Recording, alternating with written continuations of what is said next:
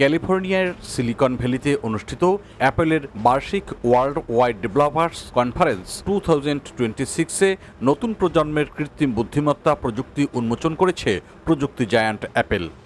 এবারের সম্মেলনটি বিশেষ গুরুত্ব পেয়েছে কারণ এটি ছিল দীর্ঘদিনের প্রধান নির্বাহী কর্মকর্তা টিম কুকের শেষ ওয়ার্ল্ড ওয়াইড ডেভেলপার্স কনফারেন্স উপস্থিতি।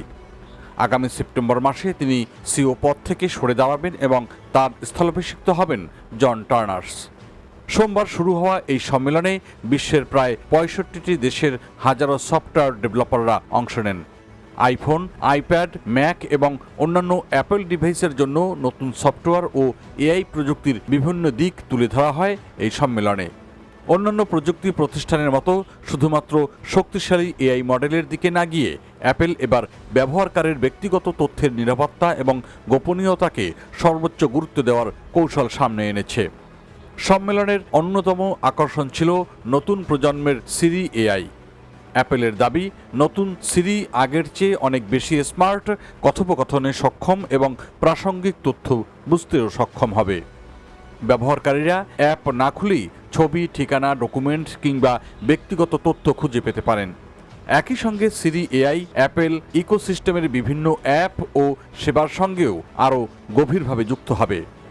বিশ্লেষকদের মতে এআই প্রতিযোগিতায় কিছুটা পিছিয়ে পড়ার পর অ্যাপেলের জন্য এটি একটি গুরুত্বপূর্ণ প্রত্যাবর্তনের চেষ্টা।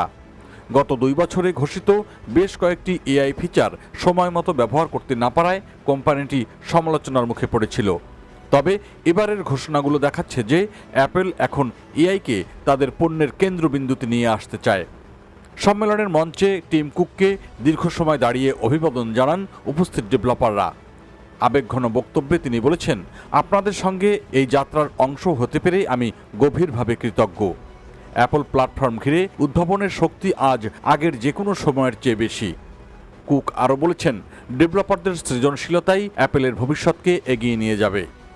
2011 সালে স্টিভ জবসের উত্তরসূরি হিসেবে দায়িত্ব নেয়ার পর টিম কুক এই অ্যাপেলকে বিশ্বের অন্যতম মূল্যবান প্রতিষ্ঠানে পরিণত করেছেন। তার নেতৃত্বে অ্যাপেলের বাজার মূল্য প্রায় $350 বিলিয়ন থেকে বেড়ে $4 ট্রিলিয়নেরও বেশি হয়েছে। একই সময়ে Apple watch, AirPods, Apple pay, Apple music এবং বিভিন্ন সেবা ব্যবসা ব্যাপক সম্প্রসারণ লাভ করে। নতুন সিইও হিসেবে দায়িত্ব নিতে যাওয়া জন টার্নার্স গত 25 বছর ধরে অ্যাপেলের সঙ্গেই যুক্ত। বর্তমানে তিনি হার্ডওয়্যার ইঞ্জিনিয়ারিং বিভাগের প্রধান হিসেবে কাজ করছেন এবং আইফোন, আইপ্যাড ও ম্যাকের উন্নয়নে গুরুত্বপূর্ণ ভূমিকা রেখেছেন। প্রযুক্তি বিশ্লেষকদের ধারণা, টার্নার্সের নেতৃত্বে অ্যাপেল আরও বেশি হার্ডওয়্যার কেন্দ্রিক এআই উদ্ভাবনের দিকে এগোবে।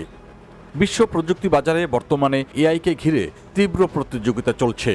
গুগল, মাইক্রোসফট ও ওপেন এআই এর সঙ্গে পাল্লা দিতে অ্যাপেলের নতুন এই উদ্যোগ কতটা সফল হবে তা এখন সময় বদলে দেবে।